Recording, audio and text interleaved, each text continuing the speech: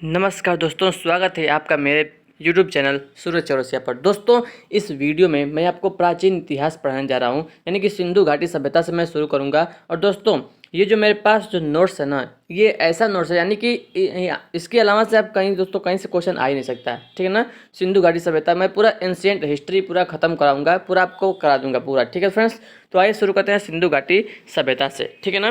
दोस्तों देख सकते हैं यहाँ पर हर एक चीज़ के बारे में यहाँ पर लिखा है, ठीक है ना फ्रेंड्स। देखिए, यह विश्व की प्राचीनतम सभ्यताओं में से एक है। दोस्तों, हर एक एग्जाम के लिए इंपॉर्टेंट है। आप जानते हैं कि एंशिएंट हिस्ट्री हुआ, मॉडर्न हिस्ट्री हुआ, ठीक है ना, मीडिएवल हिस्ट्री हुआ। फ्रेंड्स, पूरा मैं हिस्ट्री कंप्लीट कराऊंगा इस चैनल पर, ठीक है ना। तो सिंधु घाटी सभ्यता शुरू करता हूँ, ठीक है। तो यह विश्व की प्राचीनतम सभ्यताओं में से एक है। और दोस्तों, इसमें आपको ऐसी ऐसी बातें पता चलेंगी जो आपने इससे पहले नहीं सुना होगा, ठीक है ना। फ्रेंड्स देखिए, 1826 में चार्ल्स मेसन ने सर्वप्रथम इस पर प्रकाश डाला, ठीक है ना। उसके बाद 1853 अलेक्जेंडर कनिंघम ने हड़प्पा का सर्वे किया। 1856 देखिए, जॉन बर्टन एवं विलियम बर्टन लाहौर से कराची के मध्य रेलवे लाइन बिछा रहे थे एवं उन्होंने अनजाने में हड़प्पा की ईंटों का प्रयोग किया, ठीक है दोस्तों। अब उसके आगे देखिए, फिर 1856 में ही देख सकते हैं, 1856 में अलेक्जेंडर कनिंघम ने दूसरी बार हड़प्पा का सर्वे किया और 1861 में भारतीय पुरातत्व विभाग ASI की स्थापना हुई। याद रखिएगा दोस्तों, 1861 में, ठीक है ना। उसके बाद 1861 में ही गवर्नर जनरल लॉर्ड कैनिंग के समय अलेक्जेंडर कनिंघम को ASI का जनक कहलाता, यानी कि ASI का जनक कहते हैं, ठीक है ना। उसके बाद 1921 में सर जॉन मार्शल ने दयाराम साहनी को उत्खनन यानी कि हड़प्पा में उत्खनन करने के लिए जो है नियुक्त किया, ठीक है ना। उसके बाद देखते हैं फ्रेंड्स, देखिए 1922 में क्या हुआ। सर जॉन मार्शल ने राखालदास बनर्जी को मोहनजोदड़ो का उत्खननकर्ता नियुक्त किया, ठीक है ना। उसके बाद 1924 देखिए फ्रेंड्स, सर जॉन मार्शल ने सिंधु घाटी सभ्यता यानी कि हड़प्पा सभ्यता की घोषणा की और इतिहासकार पिगट ने हड़प्पा एवं मोहनजोदड़ो को सिंधु घाटी सभ्यता की जुड़वा राजधानी कहा है। याद रखिए दोस्तों, किसने कहा है? इतिहासकार पिगट ने हड़प्पा एवं मोहनजोदड़ो को सिंधु घाटी सभ्यता की जुड़वा राजधानी कहा है, ठीक है ना। उसके बाद देखते हैं फ्रेंड्स, अब देखिए सिंधु घाटी सभ्यता का विस्तार। दोस्तों, यह विश्व की सबसे बड़ी सभ्यता है। यह लगभग 13 लाख वर्ग किलोमीटर क्षेत्र में फैली हुई है। यह भारत, पाकिस्तान एवं अफगानिस्तान में फैली हुई है। यह त्रिभुजाकार सभ्यता है। फ्रेंड्स याद रखिएगा, एक एक टॉपिक, एक एक पॉइंट जो है बहुत ही मोस्ट इंपॉर्टेंट है, ठीक है ना। यह कैसी सभ्यता है? त्रिभुजाकार सभ्यता है। और दोस्तों इंपॉर्टेंट पॉइंट है, यह कांस्य युगीन सभ्यता है। कैसी है? कांस्य युगीन। तो क्योंकि दोस्तों यहाँ से जो है क्वेश्चन बनता है, ठीक है ना। अब देखिए यहाँ पर देखिए फ्रेंड्स, विस्तार देख सकते हैं कहाँ तक फैला हुआ है। फ्रेंड्स देखिए यहाँ पर देखिए पूरब में जो है आलमगीर उत्तर प्रदेश, आलमगीर दोस्तों हिंडन नदी के किनारे है। आलमगीर में उत्तर प्रदेश से लेकर पश्चिम में जो है सुतका गेंडोर जो कि बलूचिस्तान में पड़ता है। सुतका गेंडोर जो है दास नदी के किनारे है, ठीक है ना। तो पूरब में जो है आलमगीर से लेकर पश्चिम में सुतका गेंडोर से, और उत्तर में दोस्तों, उत्तर में देखिए मांडा कश्मीर, मांडा जो है चिनाब नदी किनारे है, ठीक है ना। तो उत्तर में मांडा और दक्षिण में दैमाबाद महाराष्ट्र में पड़ता है और प्रवरा नदी के किनारे है, ठीक है फ्रेंड्स। तो इसको भी याद रखिएगा, ठीक है। आइए उसके बाद देखते हैं काल। दोस्तों देखिए, आपने केवल पढ़ा होगा, देख सकते हैं। देखिए फ्रेंड्स, समय का निर्धारण। दोस्तों समय का जो निर्धारण है वो कार्बन 14 पद्धति से किया जाता है, ठीक है ना। देखिए नई, यहाँ पर आप देख सकते हैं दोस्तों, देखिए 2600 से लेकर 1900 BC ये नई NCERT के अनुसार है, और 2350 से 1750 BC पुरानी NCERT के अनुसार था, ठीक है ना। और 3250 से 1750 नहीं 2750 BC ये सारगोन अभिलेख के अनुसार मध्य एशिया, ठीक है ना। तो इसके अनुसार आप देख सकते हैं समय का निर्धारण कितना है, ठीक है फ्रेंड्स। अब देखिए स्थल।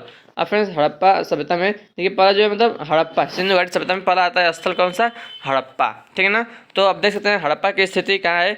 मोंटगोमरी जिला, ठीक है ना, पंजाब पाकिस्तान में पड़ता है, ठीक है ना हड़प्पा। दोस्तों वर्तमान में साहिवाल जिले में है और रावी नदी के किनारे, रावी नदी के तट पर है, ठीक है ना हड़प्पा। उत्खननकर्ता कौन दोस्तों? दयाराम साहनी, ठीक है ना। तो हड़प्पा से क्या क्या मिला है आप देख लीजिए फ्रेंड्स। हड़प्पा से क्या क्या मिला है? R37 कब्रिस्तान मिला है, विदेशी की कब्र मिली है, इक्का गाड़ी, श्रृंगार पेटिका, स्वास्तिक का निशान। दोस्तों एक एक पॉइंट इंपॉर्टेंट है, ठीक है ना। स्वास्तिक का निशान, देखिए नदी के तट पर 12 अन्नागार मिलते हैं जो 2 लाइनों में हैं। उसके पास में अनाज साफ करने का चबूतरा मिलता है, और पास में जो है श्रमिक आवास भी मिलते हैं। ठीक है, तो ये कहाँ से मिलते हैं? ये जो है हड़प्पा से मिलता है। ठीक है, ये सभी। ठीक है ना। उसके बाद दोस्तों देखिए मोहनजोदड़ो से क्या क्या मिलता है। देखिए मोहनजोदड़ो की स्थिति कहाँ है? ये लरकाना जिला है, सिंध पाकिस्तान में। ठीक है, ये सिंधु नदी के तट पर है। उत्खननकर्ता कौन है? राखालदास बनर्जी। ठीक है दोस्तों, मोहनजोदड़ो का शाब्दिक अर्थ क्या है? तो मृतकों का टीला। ठीक है ना। अब देखिए मोहनजोदड़ो से नहीं क्या क्या मिला है। ठीक है ना। देखिए विशाल स्नानागार मिला है। कहाँ से? मोहनजोदड़ो से। आकार क्या है स्नानागार का दोस्तों? 39 × 23 × 8 फीट है। ठीक है ना। इसके उत्तर व दक्षिण में सीढ़ियाँ बनी हुई हैं। इसमें बिटुमिनस का लेप किया गया है और इसके उत्तर दिशा में 6 वस्त्र बदलने के कक्ष हैं। ठीक है ना। और क्या मिला दोस्तों? 3 तरफ बरामदे हैं। बरामदे के पीछे कई कक्ष बने हुए हैं। जलापूर्ति हेतु कुआं भी बना हुआ है और सीढ़ियों के साक्ष्य भी मिले हैं। प्रथम तल पर संभवतः पुरोहित रहते होंगे और संभवतः यहाँ धार्मिक अनुष्ठानों का आयोजन किया जाता रहा होगा। ठीक है ना। और सर जॉन मार्शल ने इसे तत्कालिक समय की आश्चर्यजनक इमारत कहा है। ठीक है ना। किसको कहा है? विशाल स्नानागार को कहा है। ठीक है दोस्तों। अब देखिए और क्या मिला यहाँ से? विशाल अन्नागार भी मिला है। विशाल अन्नागार। महाविद्यालय के साक्ष्य मिले हैं। सूती कपड़े के साक्ष्य, हाथी का कपालखंड, नर्तकी की मूर्ति जो धातु की बनी हुई है। कहाँ से मिला है? मोहनजोदड़ो से मिला है। ये फ्रेंड्स पूछता है एग्जाम में। ठीक है ना। और यह नग्न है और इसने एक हाथ में चूड़ियाँ पहन रखी हैं। किसने? नर्तकी की मूर्ति ने। ठीक है। उसके बाद देखिए और क्या मिला है? पुरोहित राजा की मूर्ति जो ध्यान की अवस्था में है, यह भी मिला है। और दोस्तों इसने पुरोहित राजा की मूर्ति है, उसने साल ओढ़ रखी है जिस पर कशीदाकारी का कार्य किया गया है। ठीक है ना। और क्या मिला? यहाँ से मेसोपोटामिया की मुहर मिलती है। ठीक है फ्रेंड्स, आगे बढ़ते हैं। देखिए अब आता है लोथल। लोथल दोस्तों कहाँ है? गुजरात में, भोगवा नदी के किनारे। उत्खननकर्ता कौन है? SR राव, रंगनाथ राव भी कहते हैं। ठीक है ना। यह एक व्यापारिक नगर था। यहाँ से गोदीवाड़ा मिलता है। ठीक है ना। यह सिंधु घाटी सभ्यता की सबसे बड़ी कृति है। मनके बनाने का कारखाना मिलता है यहाँ से। चावल के साक्ष्य मिलते हैं। फारस की मुहर जो गोलाकार बटन नुमा है। ठीक है ना। घोड़े की मृण मूर्तियाँ मिलती हैं यहाँ से। चक्की के 2 पार्ट मिले हैं। घरों के दरवाजे मुख्य मार्ग पर खुलते हैं एकमात्र। ठीक है ना। तो ये हो गया कहाँ से दोस्तों? ये हो गया हमारा लोथल। ठीक है ना। आगे बढ़ते हैं दोस्तों। धौलावीरा। दोस्तों धौलावीरा कहाँ है? गुजरात में। उत्खननकर्ता कौन है? रविंद्र सिंह बिष्ट है। यह शहर किसी नदी के किनारे स्थित नहीं है। यह शहर 3 भागों में विभाजित है, पूर्व, मध्य और पश्चिम। ठीक है ना। यहाँ से 16 कृत्रिम जलाशय मिलते हैं। आपसे पूछा दोस्तों कहाँ से 16 कृत्रिम जलाशय मिलते हैं? तो धौलावीरा से। ठीक है ना। आगे बढ़ते देखिए और यहाँ से स्टेडियम के साक्ष्य मिले हैं। सूचना पट जो पॉलिश युक्त है वो भी मिला है यहाँ से। ठीक है ना। अब दोस्तों आगे बढ़ते देखिए चनहुदड़ो से क्या क्या मिला है। दोस्तों चनहुदड़ो कहाँ स्थित है? सिंध में स्थित है।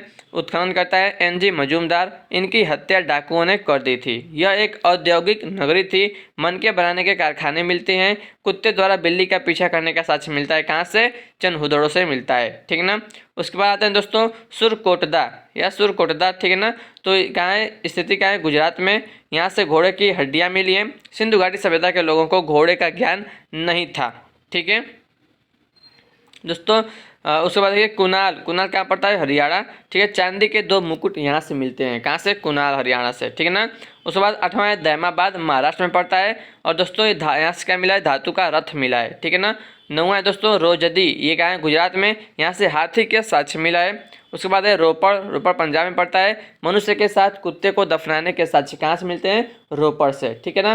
कालीबंगा दोस्तों एक खोपड़ी जिसमें 6 छेद किए गए हैं, अर्थात इन लोगों को शल्य चिकित्सा का ज्ञान था। ठीक है ना। तो कालीबंगा से मिला है खोपड़ी। ठीक है ना दोस्तों। अब देखिए नगर नियोजन। सिंधु घाटी सभ्यता के बारे में बात करते हैं। नगर नियोजन के बारे में, यह विश्व की प्रथम नगरीय सभ्यता थी। यह अपनी विशिष्ट नगर नियोजन के लिए प्रसिद्ध है। नगर 2 भागों में बटे हुए होते थे। पहला तो पूर्वी भाग है। पूर्वी भाग यह आवासीय भाग होता था और पश्चिमी भाग यह हिस्सा दुर्गीकृत होता था एवं ऊंचे टीले पर स्थित होता था। ठीक है। आगे बढ़ते हैं दोस्तों। देखिए और दोस्तों इसके बारे में देख लीजिए, ठीक ना, नगर नियोजन के बारे में क्या क्या इंपॉर्टेंट है। सड़कें एक दूसरे को समकोण पर काटती थी, शहर जो है ग्रिड पैटर्न पर बसे हुए होते थे, घरों के दरवाजे मुख्य मार्ग पर नहीं खुलते थे, ठीक ना, लोथल को छोड़कर, क्योंकि लोथल में जो है मुख्य मार्ग पर खुलता था। एक घर में सामान्यतः 3 या 4 कक्ष, रसोई, आंगन होता था। उन्हें सीढ़ियों का भी ज्ञान था। कुछ घरों से कुओं के साक्ष्य भी मिलते हैं। मोहनजोदड़ो से लगभग 700 कुएं प्राप्त होते हैं। दोस्तों इन नगरों में उत्कृष्ट जल निकासी व्यवस्था होती थी। मुख्य मार्ग पर नालियों को साफ करने के लिए मेन हाल होता था। नालियों को ईंट से ढका जाता था, ठीक है। सामान्यतः पक्की ईंटों का प्रयोग करते थे। ईंटों का आकार भी देख लीजिए, 4 गुणे 2 गुणे 1 होता था, यानी कि लंबाई अगर हम 4 मतलब आप समझ जाएंगे, ठीक है ना, लंबाई चौड़ाई ऊंचाई 4 2 1, ठीक है। अब दोस्तों आइए उस समय की हम राजनीतिक स्थिति के बारे में बात करते हैं। देखिए जानकारी का अभाव है, संभवतया पुरोहित वर्ग के पास में शासन रहा होगा। संपूर्ण सिंधु घाटी सभ्यता में एक ही प्रशासनिक व्यवस्था रही होगी, ठीक है। तो यह राजनीतिक स्थिति उस समय की। अब सामाजिक स्थिति की बात करते हैं दोस्तों। मातृसत्तात्मक संयुक्त परिवार होते थे। समाज संभवतः 4 भागों में विभाजित था, ठीक है ना। तो कौन कौन से वो भाग हैं दोस्तों? पहला है पुरोहित वर्ग, दूसरा है व्यापारी वर्ग, तीसरा है किसान वर्ग और चौथा है श्रमिक वर्ग। तो पुरोहित, व्यापारी, किसान और श्रमिक वर्ग, ठीक है ना। बड़ी मात्रा में मातृ देवियों की मूर्ति मिलती है। यह शांति प्रिय लोग थे क्योंकि अत्यंत कम मात्रा में हथियार मिलते हैं। पुरुष एवं महिलाएं श्रृंगार करते थे एवं जवाहरात पहनते थे। लोग शाकाहारी व मांसाहारी थे। शतरंज एवं मुर्गे की लड़ाई इनके प्रिय खेल थे। दोस्तों एक एक पॉइंट आप ध्यान से सुनते रहिए क्योंकि यहाँ से क्वेश्चन बनते हैं, ठीक है ना। अंतिम संस्कार की तीनों विधियों का प्रचलन था। कौन सी 3 विधियाँ हैं? पूर्ण समाधान, आंशिक समाधान और दाह संस्कार, ठीक है। यह आत्मा व पुनर्जन्म में विश्वास करते थे। लोथल से 3 व 4 और 3 व कालीबंगा से 1 युग्मित समाधान मिलता है। भाई दोस्तों धार्मिक स्थिति की बात करते हैं तो प्राकृतिक बहुदैववाद में विश्वास करते थे। पुरुष एवं महिला देवताओं को पूजते थे। इस काल में देवताओं की मूर्तियां मिलती हैं लेकिन मंदिर बनना आरंभ नहीं हुए थे। ये अंधविश्वासी थे। ये जादू टोने टोटके में विश्वास करते थे, ठीक है फ्रेंड्स। अब देखिए और भी है, बलि प्रथा में विश्वास करते थे। कालीबंगा से हवन कुंड मिलते हैं। यह वृक्ष पूजा, जल पूजा, लिंग पूजा, योनि पूजा में विश्वास करते थे। इन्हें ध्यान एवं योग का ज्ञान था। मोहनजोदड़ो से एक मुहर मिलती है जिस पर आद्य शिवा का चित्र मिलता है। सर जॉन मार्शल ने इन्हें पशुपतिनाथ कहा है, ठीक है। अब आइए दोस्तों आगे आर्थिक स्थिति देखते हैं। कृषि आधारित अर्थव्यवस्था थी। अधिशेष उत्पादन होता था जिन्हें बड़े बाजारों या शहरों में बेचा जाता था। गेहूं, सरसों, चना, मटर, रागी प्रमुख फसलें थीं। इन्हें चावल एवं बाजरे का ज्ञान नहीं था। लोथल से चावल के साक्ष्य मिलते हैं। रंगपुर जो गुजरात में पड़ता है, वहाँ से चावल की भूसी मिलती है। रंगपुर उत्तर हड़प्पन स्थल है। सोर्तुगई अफगानिस्तान से नहरों के साक्ष्य मिलते हैं, ठीक है ना। तो जो सोर्तुगई है वो ऑक्सस रिवर के किनारे है। धौलावीरा से जलाशय के साक्ष्य मिलते हैं। यह पशुपालन भी करते थे। गाय, भैंस, भेड़, बकरी, खरगोश, कुत्ता और बिल्ली इनके प्रिय पशु थे, ठीक है दोस्तों। और देखिए यह लोग जो है ऊँट, घोड़ा, हाथी से परिचित नहीं थे, ठीक है। विदेशी व्यापार होता था। सारगोन अभिलेख में सिंधु घाटी सभ्यता को मेलुहा कहा गया है, ठीक है। मेलुहा नाविकों का देश है। मेलुहा हाजा मोर के लिए प्रयुक्त होता है। मेलुहा हाजा पक्षी के लिए प्रसिद्ध है। सारगोन अभिलेख में कपास को सिंडन कहा गया है। कपास की विश्व में प्रथम खेती भारत में हुई थी। दोस्तों दिलमून बहरीन व आखन जो है माखन ओमान मध्यस्थ का कार्य करते थे, ठीक है। मुद्रा व्यवस्था का प्रचलन नहीं था। वस्तु विनिमय होता था, यानी कि वस्तु देकर वस्तु ली जाती थी, ठीक है। यह सोने व चांदी के प्रयोग करते थे। लोहे से परिचित नहीं थे। दोस्तों तांबा और टिन को हम मिलाएंगे तो कांस्य बनता है, ठीक ना। बालाकोट पाकिस्तान से शंख उद्योग के अवशेष मिलते हैं। दोस्तों आइए अब सिंधु घाटी सभ्यता के लिपि की बात करते हैं। लिपि, ठीक है फ्रेंड्स, इन्हें लिपि का ज्ञान था। यह भाव चित्रात्मक लिपि थी। दोस्तों क्वेश्चन पूछेगा कि सिंधु घाटी सभ्यता की लिपि कौन सी थी, तो भाव चित्रात्मक लिपि थी। यह दाएं से बाएं लिखी जाती थी। इसे गौमूत्राक्षर लिपि भी कहा जाता है। दोस्तों आपसे पूछेगा कि भाव चित्रात्मक लिपि को क्या कहा जाता है, तो गौमूत्राक्षर लिपि भी कहा जाता है, ठीक है ना। इसमें 375 से 400 भाव मिलते हैं, ठीक है। इसे अभी तक पढ़ा नहीं गया है, ठीक है फ्रेंड्स, याद रखिएगा।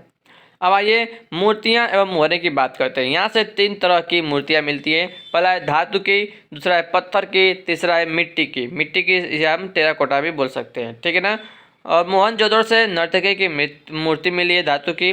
दैमाबाद से धातु का रथ मिलता है। मोहनजोदड़ो से पत्थर की पुरोहित राजा की मूर्ति मिलता है। टेराकोटा की मातृदेवियों की मूर्तियाँ। ज़्यादातर मुहरें सेल खड़ी की बनी हुई हैं। ज़्यादातर मुहरें चौकोर हुआ करती थीं। मुहरें वस्तुओं की गुणवत्ता एवं व्यक्ति की पहचान की द्योतक होती थी। दोस्तों, मुहरों पर एक श्रृंगी सबसे ज़्यादा, ठीक है ना। मोहनजोदड़ो व हड़प्पा से बड़ी मात्रा में मुहरें प्राप्त होती हैं। दोस्तों, कुबड़ वाला सांड के चित्र भी मिलता है, ठीक है। दोस्तों, बहुत मैं यहाँ तक कंप्लीट हो गया है, ठीक है ना। अब यहाँ से आइए देखते हैं फ्रेंड्स। देखिए, सिंधु घाटी सभ्यता के पतन के कारण, दोस्तों बहुत ही मोस्ट इंपॉर्टेंट है। देखिए, गार्डन चाइल्ड व मार्टिमर व्हीलर के अनुसार आर्यों का आक्रमण, ये इनके अनुसार जो है वो कहते हैं कि सिंधु घाटी जो सभ्यता का पतन हो गया वो आर्यों का आक्रमण था। दोस्तों, SR. Rao, sir John Marshall व मैके के अनुसार बाढ़ कारण है पतन का, ठीक है ना। सर जॉन मार्शल के अनुसार प्रशासनिक शिथिलता और अमलानंद घोष के अनुसार जलवायु परिवर्तन। यू.आर. कैनेडी के अनुसार प्राकृतिक आपदा और माधोद स्वरूप वत्स के अनुसार नदियों ने अपना रुख बदल दिया, ठीक है, जिससे कि सिंधु घाटी सभ्यता का पतन हो गया, ठीक। लेकिन निष्कर्ष क्या निकलता है, इतनी विशाल सभ्यता के पतन के लिए बहुत सारे कारण जिम्मेदार या उत्तरदायी रहे होंगे, ठीक है ना। कालीबंगा, राखीगढ़ी, धौलावीरा पूर्व हड़प्पा कालीन स्थल थे और रंगपुर, रोजदी उत्तर हड़प्पा कालीन स्थल थे, ठीक फ्रेंड्स, याद रखिएगा, ठीक। दोस्तों, तो देखिए यहाँ सब शुरू हो जा रहा है वैदिक काल। दोस्तों, यहाँ मैंने आपको जो है सिंधु घाटी सभ्यता का पूरा आपको पढ़ा दिया है, ठीक है ना दोस्तों। और भी कुछ छूटा रहेगा तो मैं आपको वो सब करा दूंगा, क्योंकि यहाँ तो दोस्तों बहुत यहाँ पर सिंधु घाटी सभ्यता बहुत ही कंप्लीट हो चुका है, ठीक है ना। तो फ्रेंड्स, आशा करते हैं कि आपको यह वीडियो पसंद आया होगा। तो फ्रेंड्स, अब मैं नेक्स्ट वीडियो में आपको वैदिक काल पढ़ा दूंगा, ठीक है ना। तो पूरा मैं आपको यहाँ से कंप्लीट करा दूंगा, ठीक है फ्रेंड्स। तो पूरा हिस्ट्री, एंशिएंट हिस्ट्री, उसके बाद मीडिएवल हिस्ट्री और फ्रेंड्स मॉडर्न हिस्ट्री पूरा मैं आपको कंप्लीट करा दूंगा, ठीक है ना। तो फ्रेंड्स, इस वीडियो को लाइक और शेयर जरूर करिएगा। अगर फ्रेंड्स चैनल पर नए हैं तो चैनल को सब्सक्राइब कर लीजिएगा, ठीक है फ्रेंड्स। आपसे मिलते हैं नेक्स्ट वीडियो में, तब तक के लिए दोस्तों जय हिंद, जय भारत, वंदे मातरम।